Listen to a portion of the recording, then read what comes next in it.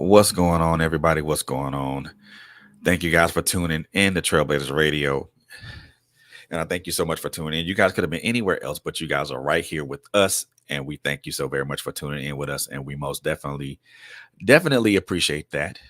Tonight is going to be a little different tonight, as I don't necessarily have a guest or anything of that nature. However, I'm going to talk about something that is near and dear to me, and I'm gonna get to that in just a moment. But before I even do any of that, um, I do have some detailed notes that I wrote down. So I do apologize. So I will glance down every once in a while, take a look at my notes and things of that nature. So I do apologize for that. But before we even jump into that, I do want to throw a couple of announcements out here so that way everybody can be abreast on what is going on. Um, Not only with us, but with everything else that's going on, maybe in your community, in this community, but maybe even in your community. So first and foremost, I do want to throw the first announcement that I'm going to throw out here tonight is going to be start on July 23rd. That is a Saturday from 1 p.m. to 4 p.m. at 1071 Railroad Street in Conyers, Georgia. Zip code is 30032. There will be a back to school community celebration that is sponsored by Miss Rhonda Taylor, um, representative for Georgia House Representative for District 91, also in partnership with the Goody Crew Foundation. This is going to be a community event that's going to have they're going to have school supplies. There's going to be school uniforms, socks, coats, hats, gloves, dresses, boy shorts and shirts, games, prizes, and very much and so much more. They're going to be hot dogs and snacks served there, and also music by DJ Lion. So for anyone that is in the DeKalb County or the Rockdale County area, Make sure you go check that. Make sure you go check that out. It is a back to school event once again happening on July 23rd at from 1 p.m. to 4 p.m. At 1 p.m. to 4 p.m. And you guys make sure you guys check that out. If you and make sure you guys check that out at the address given.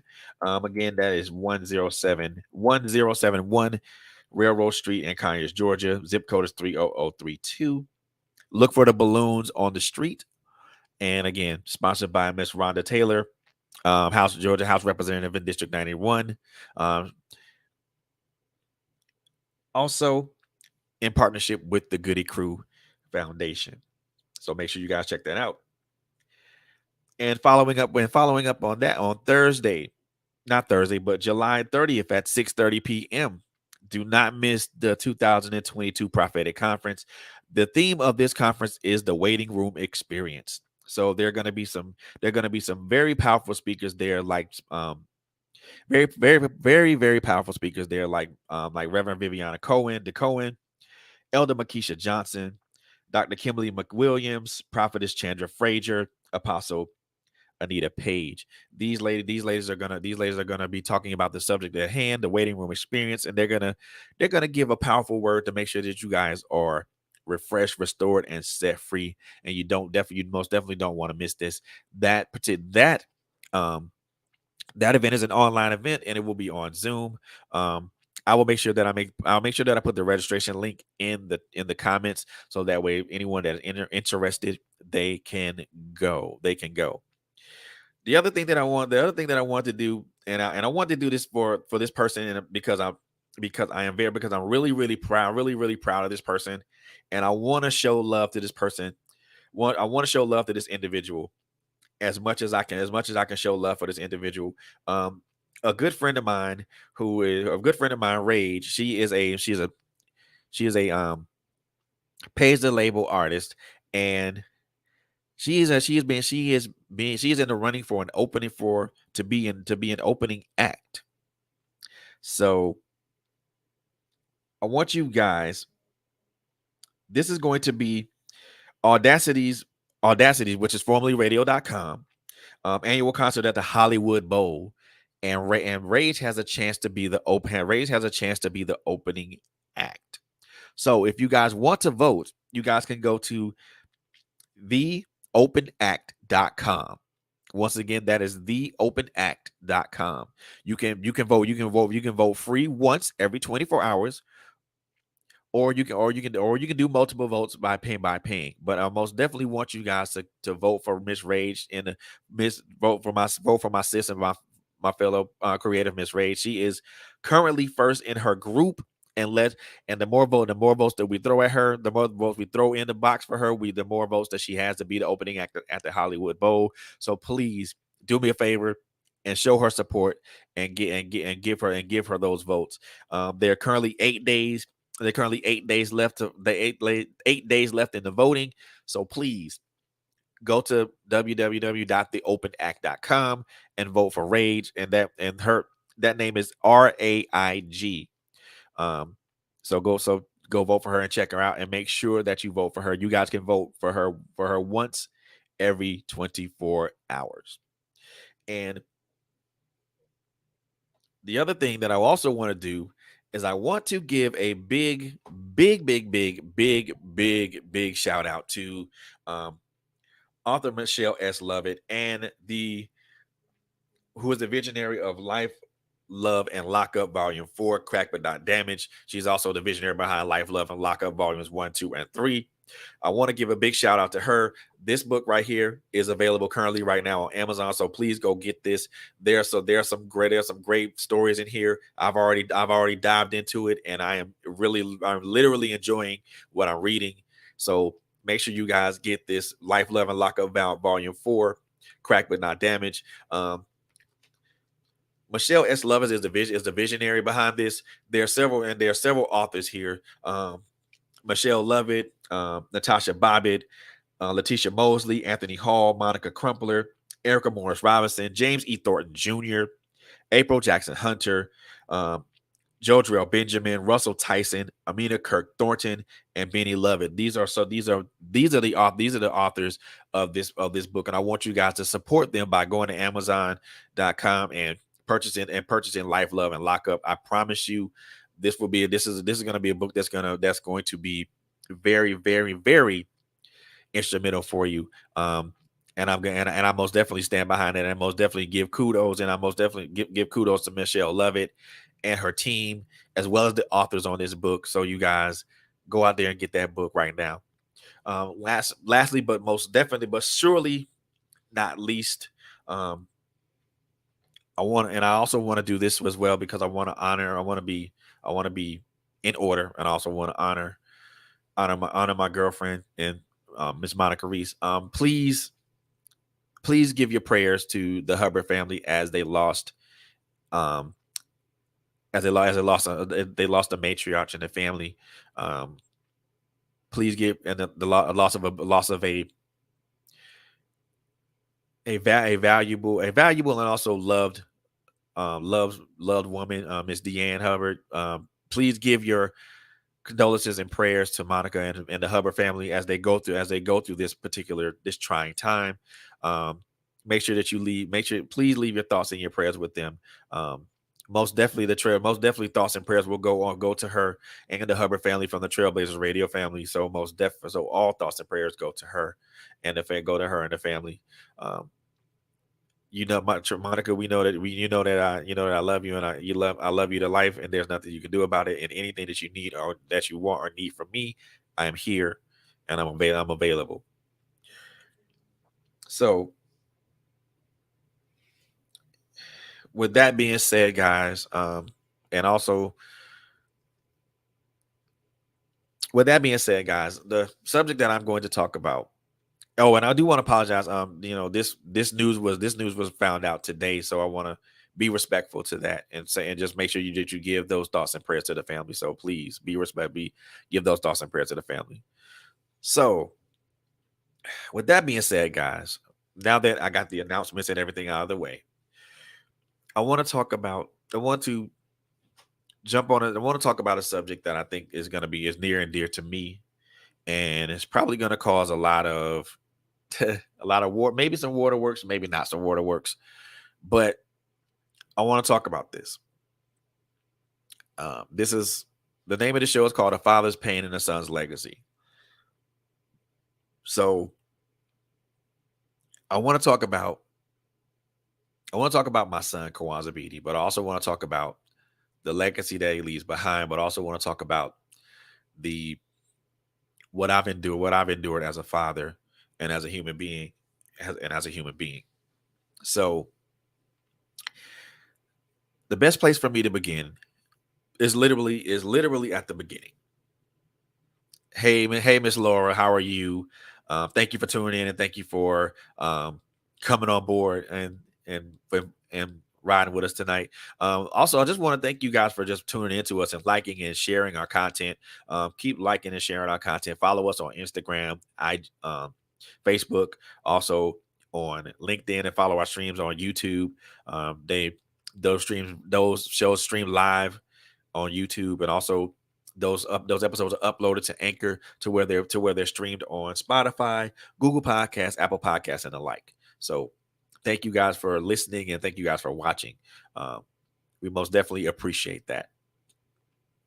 So with that being said, I want to talk about this and where to begin. I think the best place to begin is literally at the beginning. So I'll start like this. March 9th, 1992. A a young man was born into this world that a young man was born into this world. Um, a young man that I helped birth. His name was Kawanza Jamal Beatty. I named him that. I named him Kawanza as an homage to my uncle, which his name is Jawanza. Weirdly enough, weirdly enough, I learned that his name was in close spelling to Kwanzaa, which is an African holiday, which means first fruit in Swahili. So I thought about that, and learn and just by thinking about that now, that he my firstborn son is the first fruits of my from me, from my loins. And at that point, from that point, I was proud. I was proud. I was a proud father, proud to have been able to bring life into this world, proud to have been able to um, have the opportunity to be a father. Um, his childhood experiences with me, we I didn't really have that many childhood experiences with him. Simple fact of the matter is being that I wasn't always around. Um, Me being in the military, I got out of the military 1 year later, and kind of moved around a bit, which made me more or less of an absentee father.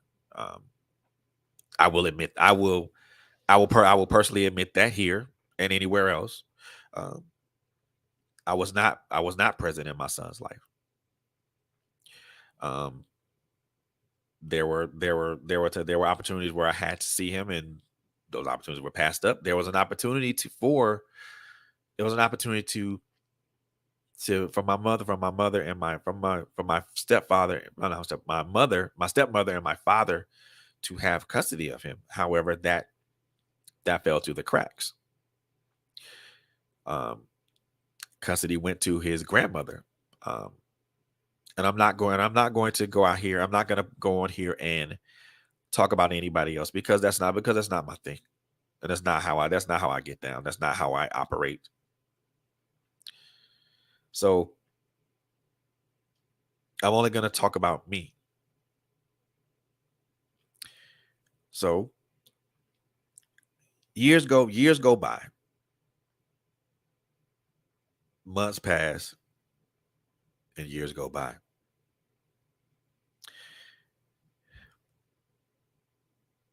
Summer of, I forgot which year. I think it might be. I think it may be to either. It was somewhere between 2010 and early 2011. I think one of those years. Um, he comes to Georgia. We talk. We he wants to come and he wants to talk to me. He wants to live with me. He wants to bury the hatchet with me and things of that nature.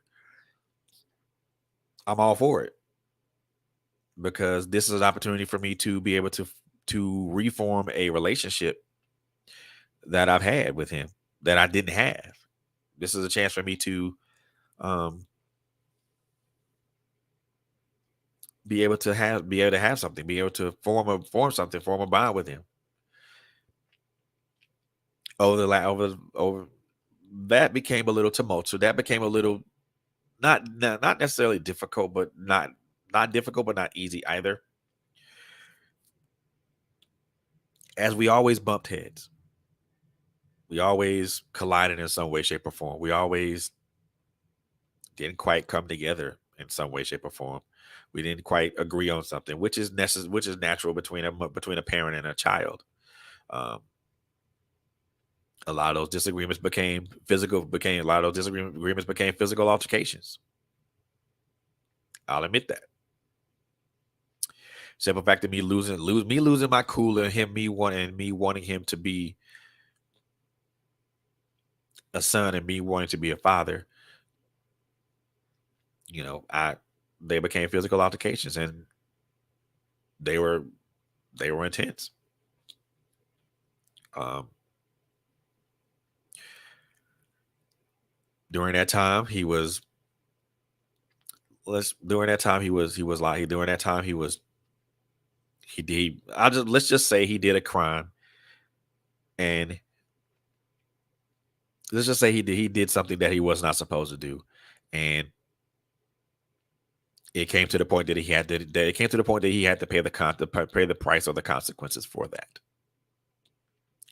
I won't go any further. I won't go any further than that because I want to be respectful of him. I want to be respectful of him posthumously, but at the same time, I also just want to kind of make put make give a little context to that. I'll just say that he committed a crime. He did something he wasn't supposed to do, and he paid the price. He paid the price for it. Fast forward some years later, he's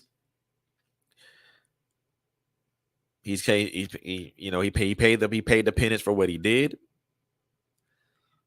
as well as went back to Virginia and started his life over again. And I mean really started his life over again. He got himself employment. He found him a job. He started doing things the right way. Still as any human being, we still have we as any human being, we still have our flaws. And that's who we are as human beings. We still have our flaws. So, you know, he began to do the 180, do a 180. Began to turn his life around, began to do things for the betterment of himself. You know, me and my ex-wife, we get a phone call saying that he's gonna be a father. And I am I'm ecstatic for him. I am ecstatic and I am proud of him. Number one proud of him because of the the things that he did, the things that he did to right his own ship. And he was a young man that was on his way. You know, I was looking forward to being a grandfather, looking forward to being able to both me and him be have a collective role in raising a grandchild. You know, being everly active in that child's life, in that grandchild's life, but also being a present person in my son's life now, because now there's something that I as a human being can look forward to. You know, my son was a kind-hearted, gentle person.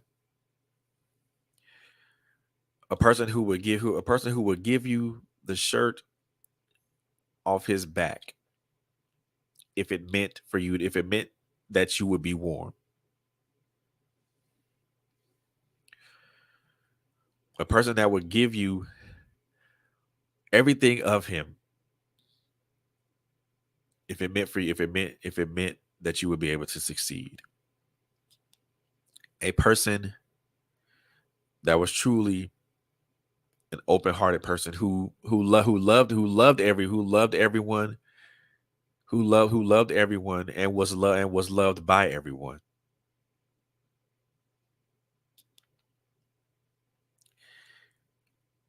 That is the most endearing quality that I that's the most endearing quality that I love and I respect the most about him. He loved everyone and everyone loved and respected. He loved and respected everyone and everyone loved and respected him. He even started showing his siblings, started being that guiding light to his siblings, trying to show them the right way, trying to get them on the right path. I know one of his siblings, what they're doing now is a direct what they're doing now is a direct result of what he had been teaching, what he had been showing.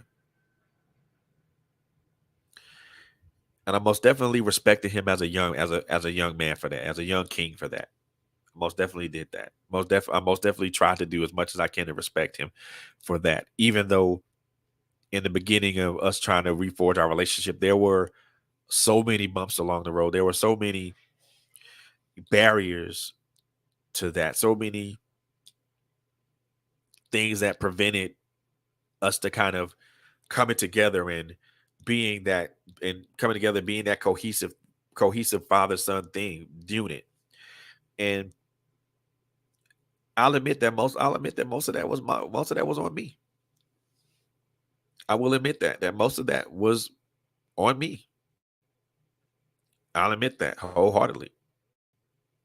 I won't even say that I won't say that I won't even deny the fact that a lot of that was on me.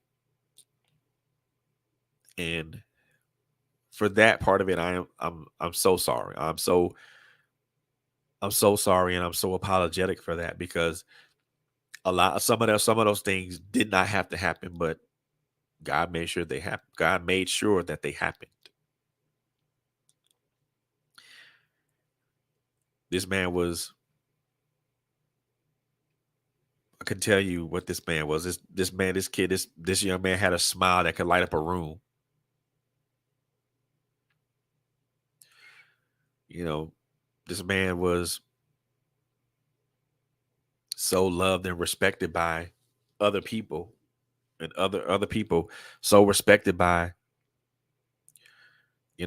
by a young child that wasn't his, and that child loved and respected him.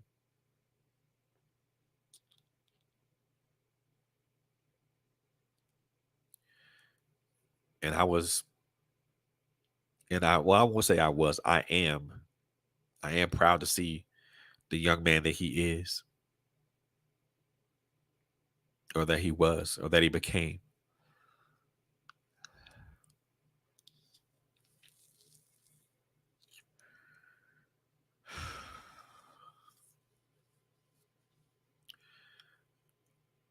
July 4th, 2015 is a day that will forever live in infamy from me. I don't want to bore anybody with any type of details, but to kind of set the scene, or kind of put certain things in perspective. I'll start by this. What started as an ordinary July 4th day turned into a a living hell for me turned into a living hell for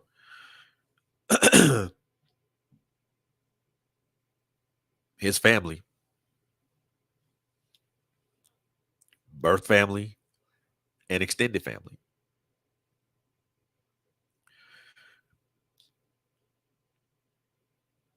To receive a phone call in the middle of a Walmart and to get that particular type of news is,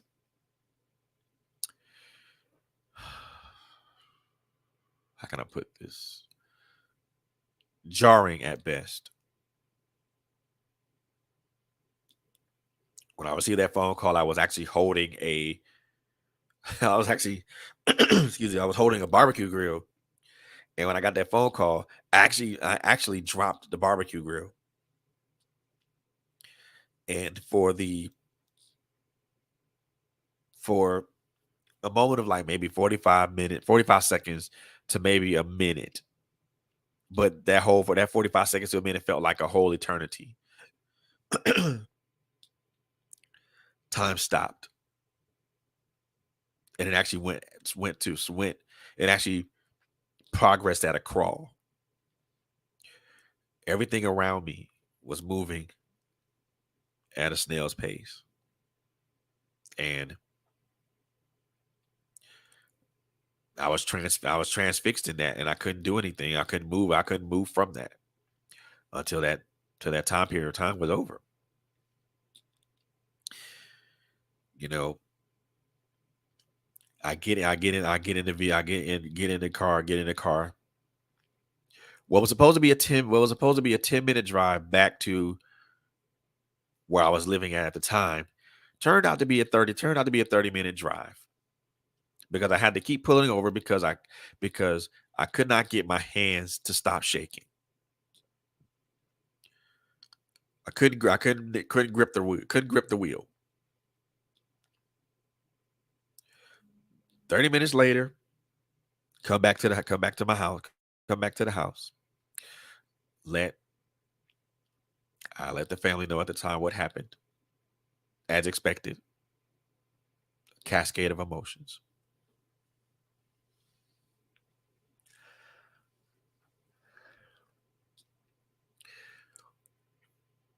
Wanted to call off what we were doing at the time, but I said no. Let's continue. Let's do it because I think it was important for us to have for me to have people around us were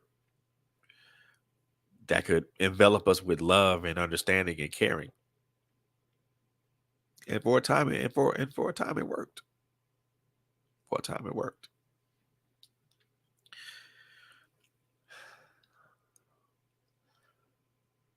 The calls kept coming in,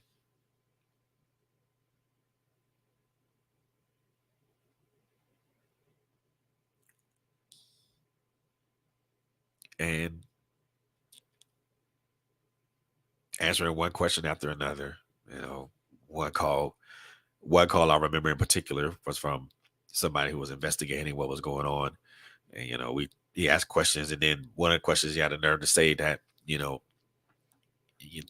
this and the third, like, sounds a known game banger, and he was in gang activity, and did you know he did this and did that? I said, no, sir, I didn't know any of that. But at the same time, why are you simply bringing up what Brian? Why are you bringing up all this information? He even brought up my son's criminal history. Why are you bringing up all that damn? Why are you bringing up all that fucking information?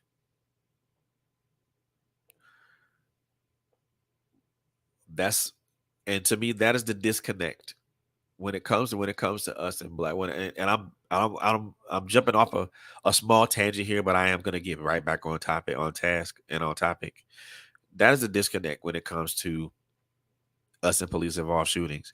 They always always mark us as they always villainize us or demonize us because we that the person that was the victim in this case had a criminal history. Come on.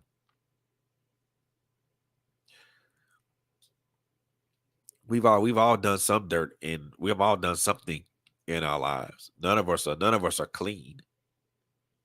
And anyone that says they are, they're lying. But with that, enough of that part of it, because I don't want to go on any rant about that.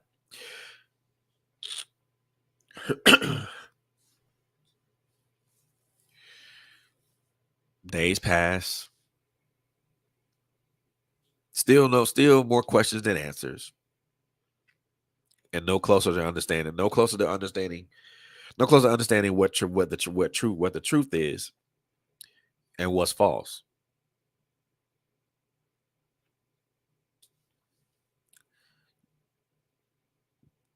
More days pass. Um, travel down to Flu- travel down travel from Florida up to Virginia to attend my son's homegoing service.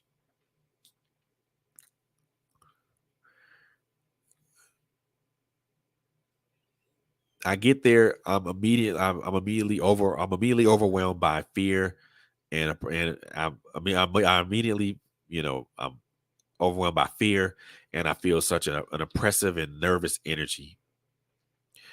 Almost felt like I didn't deserve to be there. However, I was reassured by his grandmother, and then reassured again by um, Vonnie and Shatasha that you have every right to be here. You're his father. This wasn't going to happen without you. That was reassurance. And I to this day I want to this day I thank them for that, for giving me that reassurance. I know I didn't say it then, and I probably, if I did say it, I probably said it in a very low voice. But I want to thank you guys for that reassurance. It's much appreciated.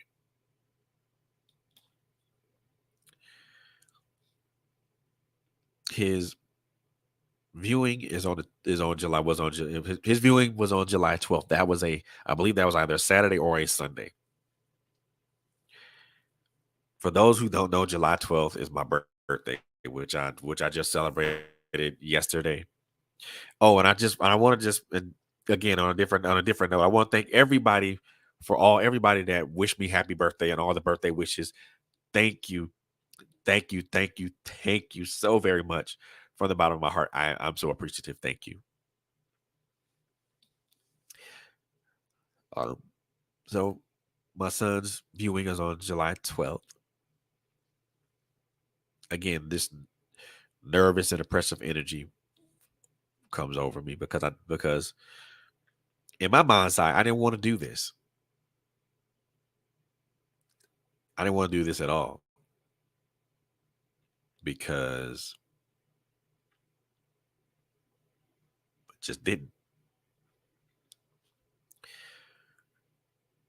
just didn't want to do that.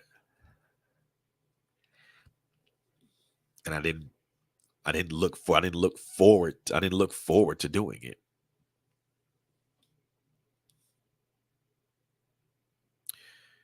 But I had to. Some semblance of closure, some semblance of I don't know, some semblance of closure. I mean, some semblance of closure, some semblance of Lord knows what. I don't know. Get closer to the body, get closer to his body, and that's when the reality of everything hit me.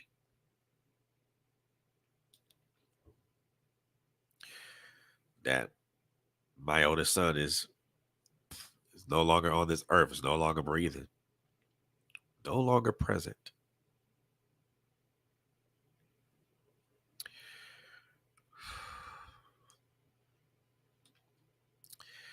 There's a wave of emotion that hit me and overwhelmed me.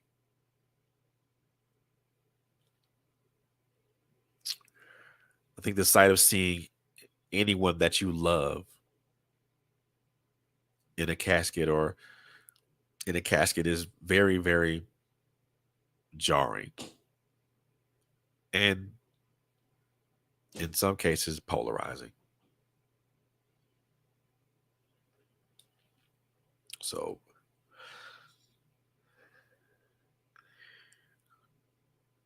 and it actually was very jarring and very polarizing for me. And I stood there transfixed, caught up in all the emotions that I felt, caught up in all the things that I didn't say, that I couldn't say, that I wouldn't say, that I had a chance to say but never said it. All the things that I wanted, all the things that I wanted to do, all the things that I wanted to do with him, all the time, all the times that I was looking forward to sharing with him.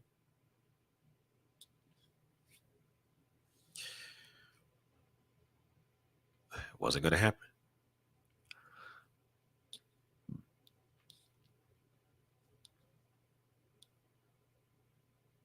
Not necessarily the birthday present that I wanted, not necessarily the birthday present that I had asked for and needed. Unfortunately, it was a birthday present. It was the birthday present that I received. Day later, July 13th, 2015, his funeral, his homegoing service commences.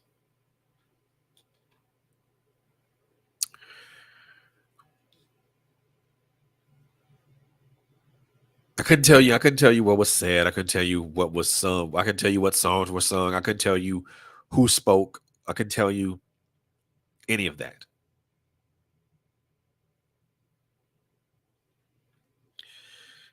Simple fact of the matter is because I was lost in my own emotions. That homegoing service happened as a blur for me. And I couldn't tell you what transpired.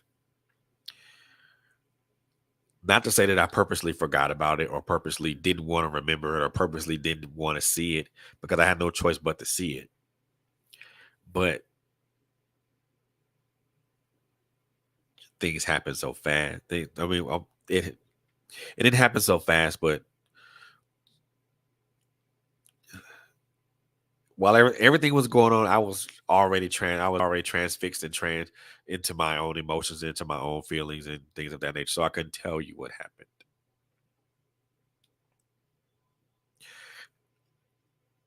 I know that some people spoke. Well, maybe I know some people spoke. Maybe I faintly recall someone speaking, someone singing, but that's probably the gist of it. From what I can tell you, from what I can tell you, maybe it's my subconscious mind telling me not to remember it, but maybe not. Who knows? We get to the burial site.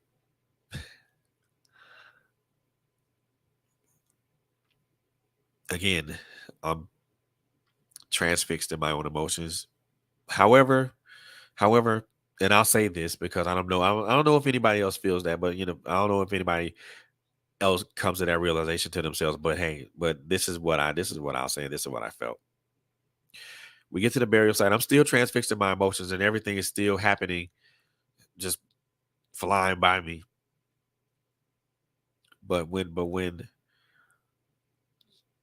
they commit his body to they commit him to the ground, and they lower that casket. That it was everything, like it's like everything in time froze again, and I was forced to watch that. I won't say forced to watch it because I watched it in its entirety.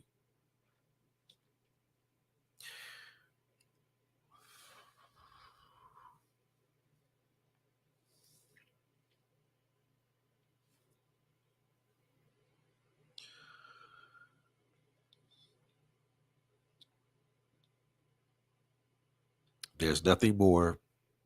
jarring or painful than watching someone that you love pass over. Number one, pass away, or watching someone that you love be find go on there, find their take their final ride, and also and take and be committed to their final resting place.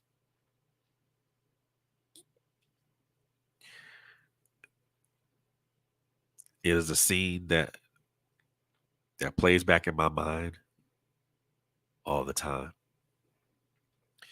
For anyone who's ever dealt with loss, no matter the circumstances of the loss, that is a stop motion pic that is a stop motion video that plays in your mind a lot.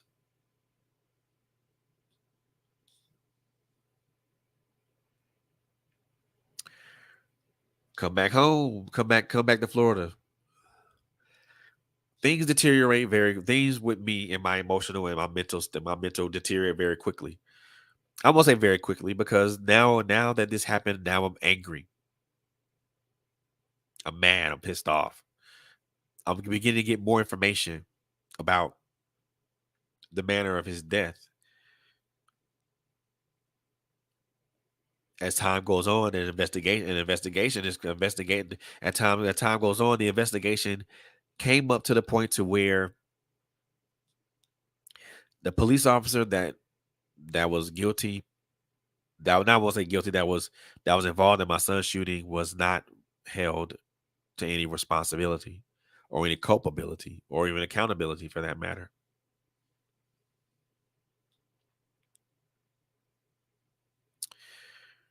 Now, I know that I left out some information left out some important information.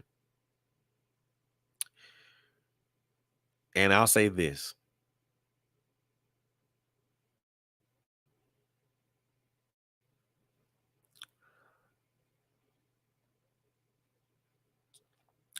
I don't know about you or anybody else, but there's no justification for a police officer shooting any person in the back of the head. This person was turning away from you. Turning away from you. They pose no threat to you.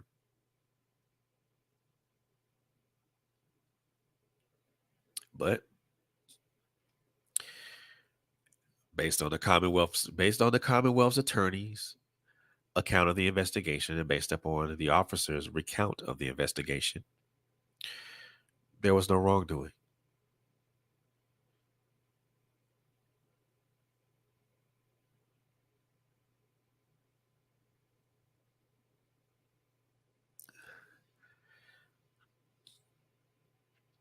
Hard to get justice when you're denied it. Hard to get accountability when hard to hard to gain, hard to get or hard to gain, hard to get responsibility and accountability when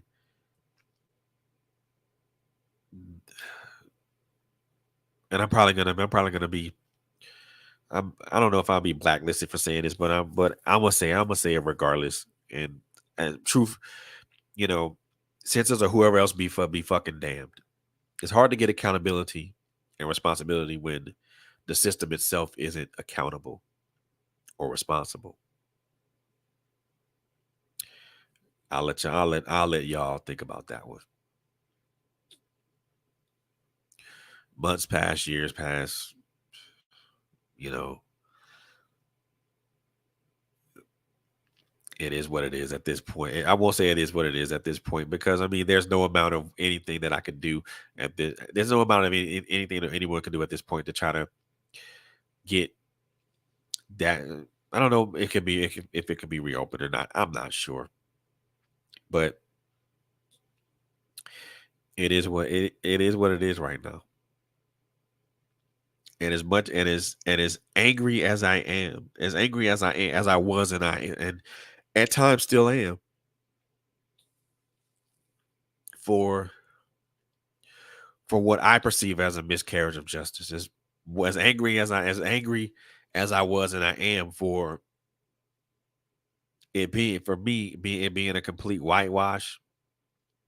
As angry and as angry as I was and I am for certain instances of this whole thing not coming together, not coming together because there's one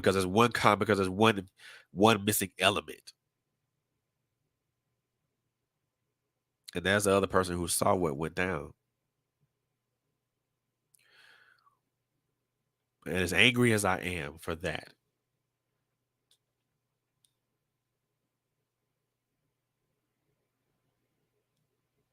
I can't I can't pull myself to.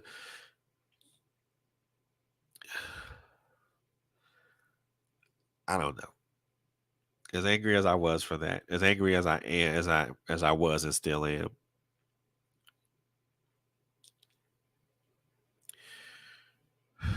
the outpouring of sadness and the wanting and the bargaining for with God for him to be back here just overwrites and overwhelms all of that.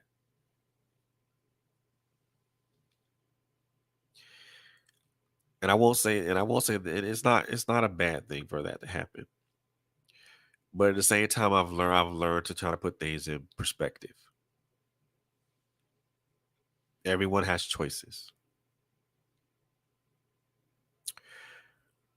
We make good choices, we get good rewards. We make bad choices, we reap bad reward. We reap the bad things that come from those choices.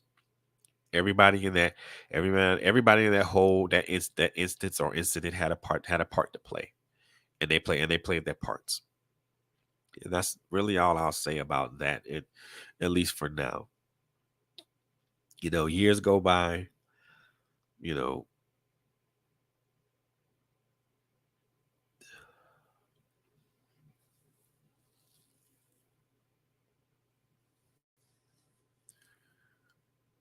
I question myself as a father. I question myself as a man. I question myself as to why if I was a good father, why did I allow my son to be put in that situation?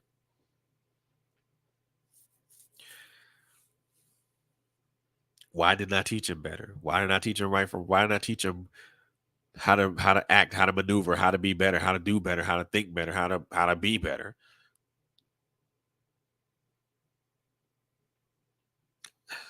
My response to that would be this.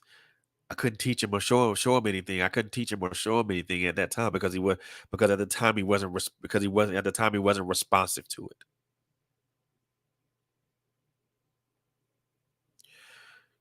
And I had to understand while he was with me at that time, I couldn't do all that because the simple fact of the matter is me trying to force things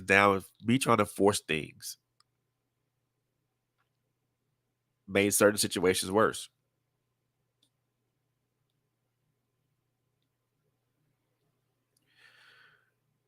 You can't force it. You can't make anybody learn something from you if they're not responsive, if they're not responsive to it, if they're not if they're not going to respond to it.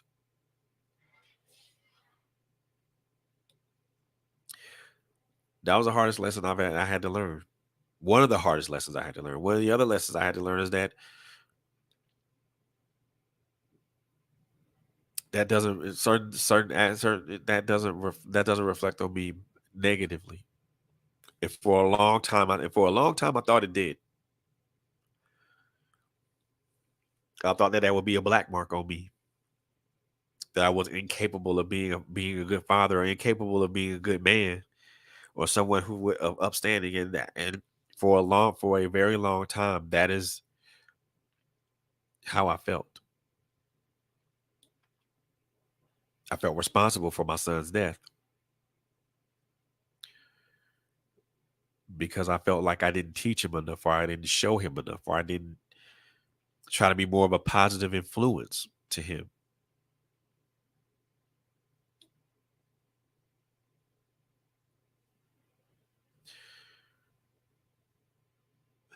There are times, and it's been 7 years from the day. It's been 7 years to July 4th made 7 years. And there are times within that 7 years that I felt that way. There are still times, even now in 2022, that I still feel that way. That I still feel responsible for my son's death, even though even though even though he didn't do even though it wasn't even though it was even though I didn't have a hand in it.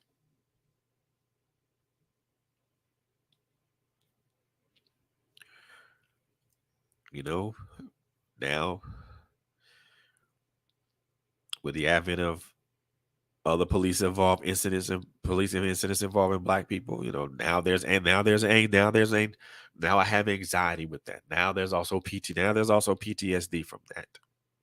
And I'm not saying that to glorify those conditions, because I'm not, and I won't.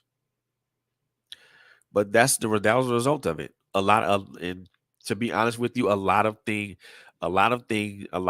suffered. A lot of things suffered, and a lot of things, I won't say suffered, but a lot of things deteriorated in my life, and a lot of relationships suffered.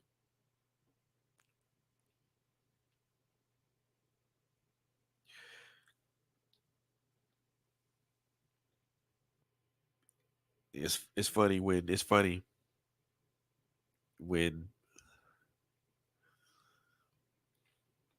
that when at one point you think that you lose more friends than you gain, and that's how I felt.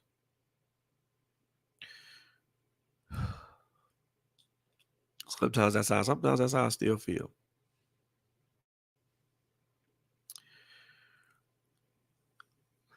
But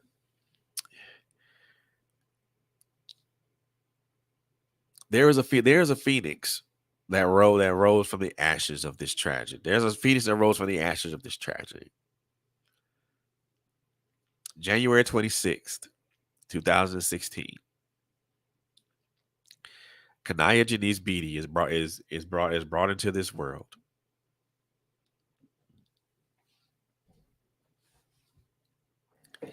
And 6 years later,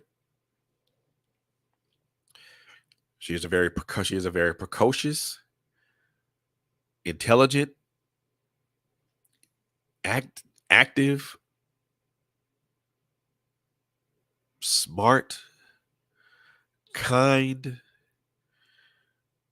and very personable little girl.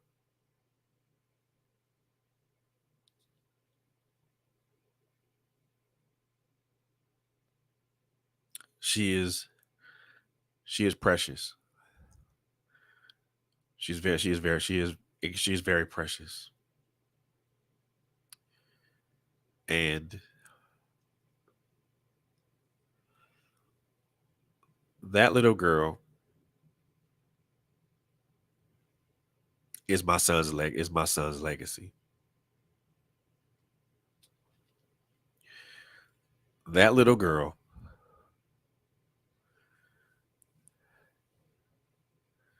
is the reason why I go.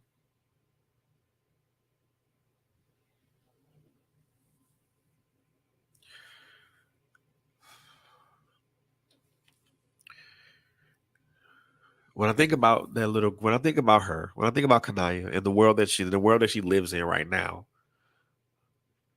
the world that she lives in, the world that she has lived in for the last 6 years,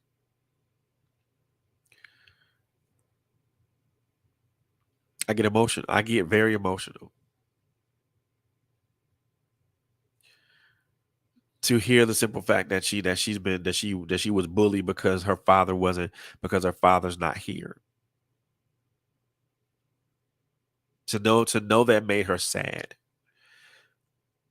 Made me very sad, but it also made me very, very angry to understand and question to question and make myself question how in the fuck do kids raise their children? How in the fuck do parents raise their children to be cruel like that? And knowing that there's a 6-year-old who doesn't have a father, and and they they pick on this little girl because of the simple fact she doesn't have a father. Who does that? Who the hell does that?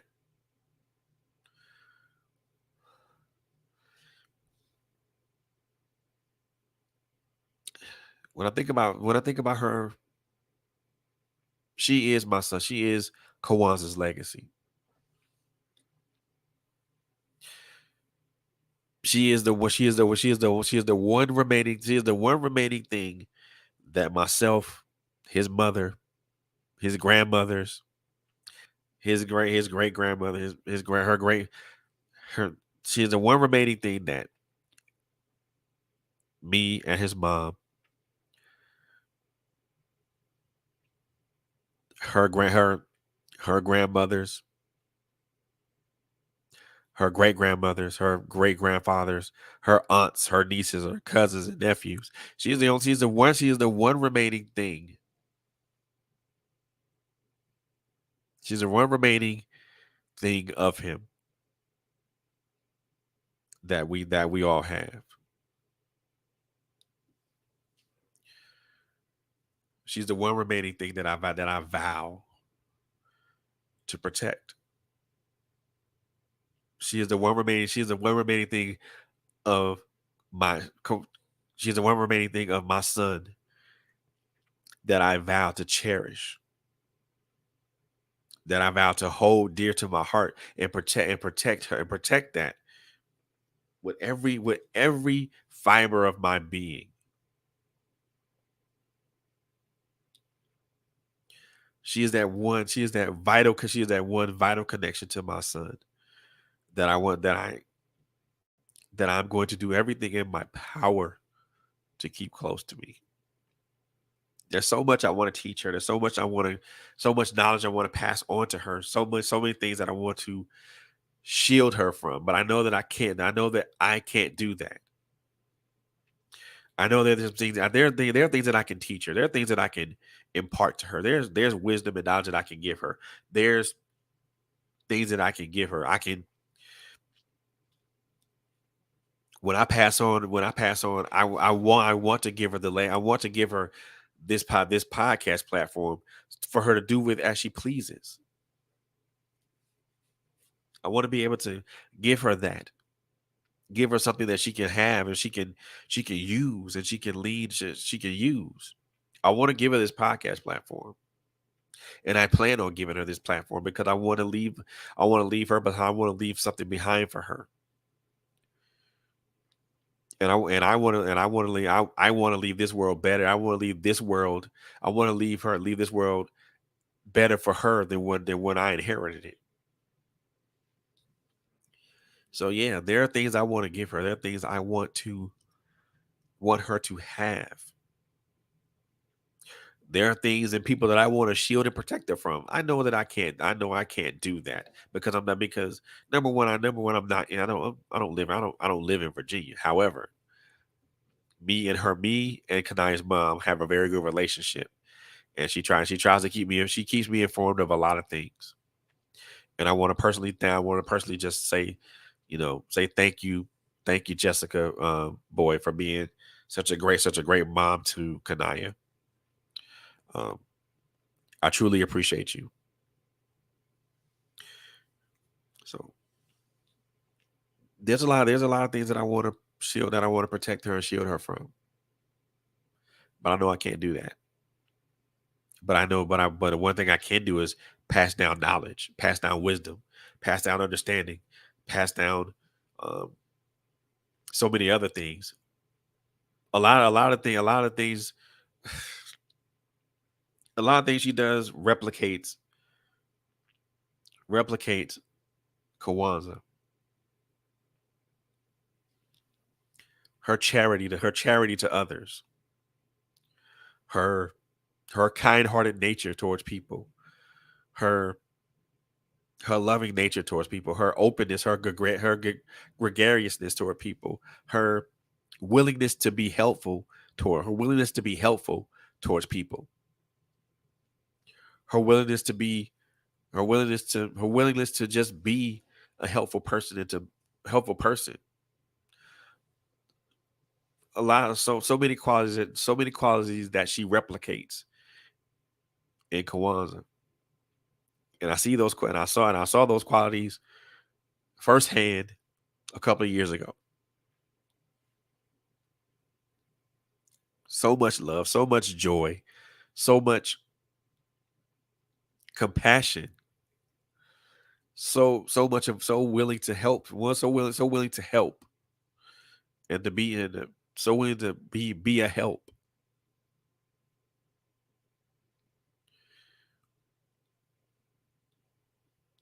And the thing of it is she keeps that.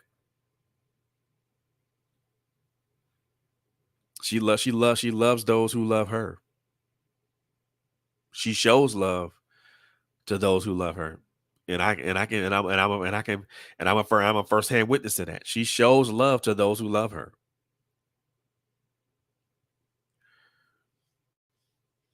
She's very open in her she's very open in how she feels and what how she feels toward people. That's not anything you can that's nothing you can imitate at all. It's nothing you can imitate at all. And I feel I'm I feel a sense of pride. I also feel a sense of responsibility when it comes to her. There is a responsibility that I have as a grandfather. My responsibility is to continue is my responsibility is an extension of her mother. Her mother. But my additional responsibility is to impart wisdom, impart understanding, impart knowledge. She wants to know who her father is. I am more than glad to tell her. And I'm pretty sure that everyone else in her family is glad will be glad to tell her.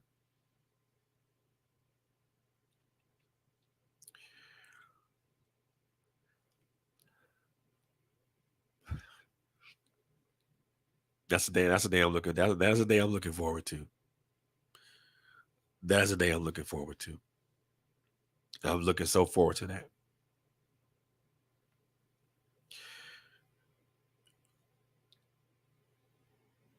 The one thing that I want to impart on everyone who's listening or who's watching right now is that the loss of a loved one, though though great, the love that you have for that, the love and compassion that you have for that loved one is even greater.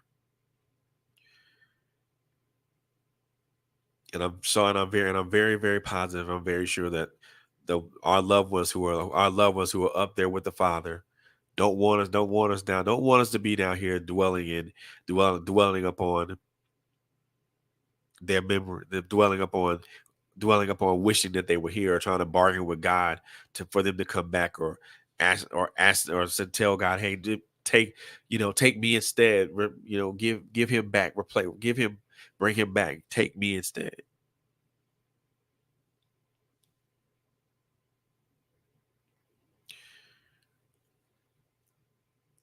We know they know that we love them and that they miss them. But the one thing I want to impart on the other thing that I want to impart on everybody is that the greatest gift that you can give to someone who's no longer here, the greatest gift that you can give for someone that's no longer here is to continue living. That is the greatest gift you can give to someone who's not, who's not here, to continue living, continue to live, continue to live for you. Live out your hopes, live out your dreams, live out your aspirations.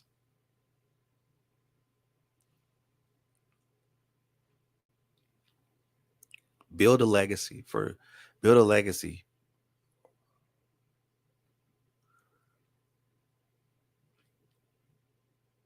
And I believe in my hearts of hearts, that that's the greatest gift that we can ever impart,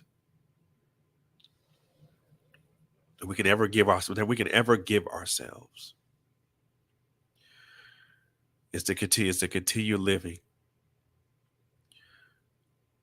honoring their legacy, honoring their honoring their life, honoring the life that they lived, and the life that they gave, the life that they gave, the life that they lived and that they gave willingly or unwillingly, honoring their life by living ours to the fullest. To me, that's the greatest gift that it could ever be God, that could ever be given.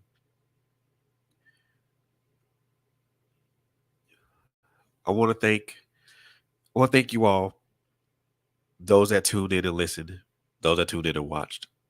I want to thank you all very much for that, for your time, your understanding. Well, thank you all for bearing with me during this time, during this particular episode of this show. It was very challenging to kind of remain um, focused, just to keep myself on track and without being overly emotional. There, I'm pretty sure once this camera goes off, there will be a lot of emotions that will be over that will overwhelm me, and I am completely okay with that. I am going to allow those emotions to overtake me to overtake me, because I think it has been far too long that I have held those emotions in, and I think now it's time to let it all go. So I want to thank you all for just being patient with me and being understanding with me. Um, I just thank you all in advance for that. Continue to follow us on Continue to follow us on Instagram, LinkedIn, YouTube, Facebook. Also, continue to listen to us on Spotify, Apple iTunes, Google Podcasts, Breaker FM, Stitcher, Deezer Radio, anywhere you get your audio podcast. Once again, I thank you guys for listening to me. Once again, I thank you guys for tuning in tonight. Again, thank you for bearing with me for this last hour and about almost hour and 15 minutes. Um, Again, I know that I try to do my very best to hold in my emotions. Once this camera goes off, the cascade of emotions are gonna fall, and I embrace that. I will embrace it. So again, thank you for tuning in, liking us, following us, sharing our content. Um, there's more content to come. Um, Continue. Make sure that you follow each of my hosts, Quint Jones, Coco Fenton, and Barbara Melvin on on their respective social media platforms: Instagram, Facebook, Twitter, LinkedIn. If they Twitter, LinkedIn, if you find them there, make sure you give a shout out to them on their respective social media platforms. You can also follow me on Facebook Facebook on my personal page at Frederick Beatty. You can also follow the Trailblazers Radio Facebook page at Trailblazers Radio. You can follow me on my personal Instagram at Mr. underscore Beatty. Also, our Trailblazers Radio Instagram page at Trailblazers Radio. That's spelled with a Z. Also, follow us on Twitter and LinkedIn. We're also at Trailblazers with a Z Radio. Gonna be posting more to LinkedIn here in the next few days, as I'm gonna post a LinkedIn more in the next few days, as I want to try to get our LinkedIn engagement up. and going to do a lot more posting more to Twitter, as I'm going to try to get our Twitter engagement up as well. And there, I do have a, if anyone's looking, if anyone wants to be a sponsor, if anyone wants to sponsor a show, we do have sponsorship opportunities available. I'm going to put a post out here in a little while, and I'm going to say that we do have sponsorship opportunities available for you. So we do have some sponsorship packages that could be worth your while. If you are interested, you can email me at trailblazersradio@gmail.com. I'll also put that in the Facebook and Instagram post here in a little while. But once again, thank you guys. Thank you guys for just taking the time out of a Wednesday evening and listening to me.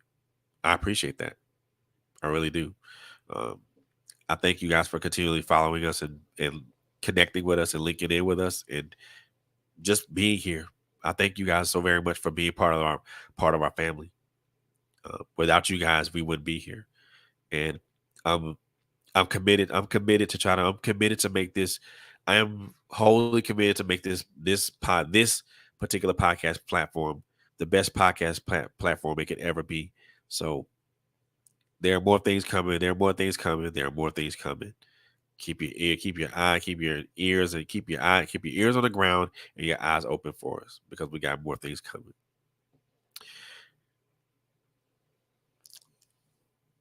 I will also post the events that I mentioned on my Facebook page, so you guys can take a look at that as well.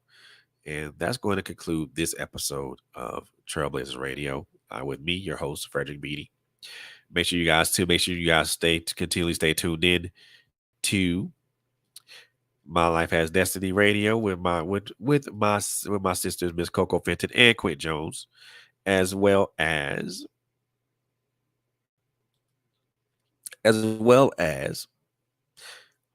the takeover with my sis Barbara Melvin, aka Bobby, and there's going to be so many great. My sis Bobby is bringing fire, dude. She is bringing like fire, and she is bringing in heat. So I want you guys to tap in with that. Tap in because she's bringing some fire. And my sis Coco Fenton and Quint Jones are doing the same thing. I'm just trying to match their energy, man. I'm just trying to match their energy. That's all. But on that note, I want to thank you guys again for tuning in with us, and thank you guys again for tuning in to me. This show is dedicated to the memory of my son Kawanza Jamal Beatty. Sunrise, March 9th, 1992.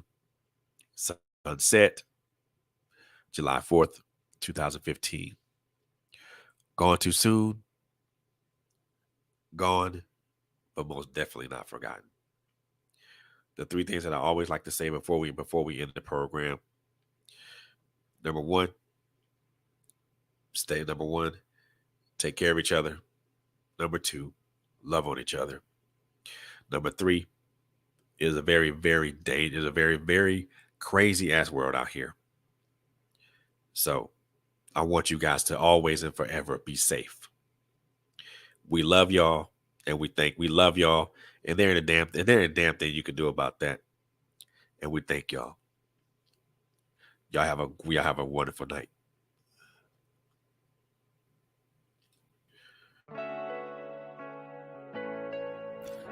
My Life Has Destiny is a faith-based podcast that talks about testimonies of faith, hope, redemption, restoration, and the perseverance of ordinary people through the extraordinary power of God.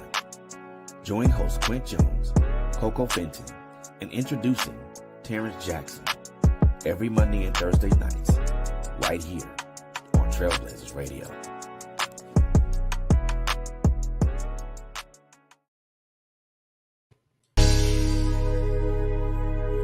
Join Bobby for the takeover every Tuesday night as she tackles tough subjects with her trademark humor and wit. We guarantee you'll be educated, edified, and also entertained. So join us at 8 p.m. every Tuesday night, right here on Trailblazers Radio.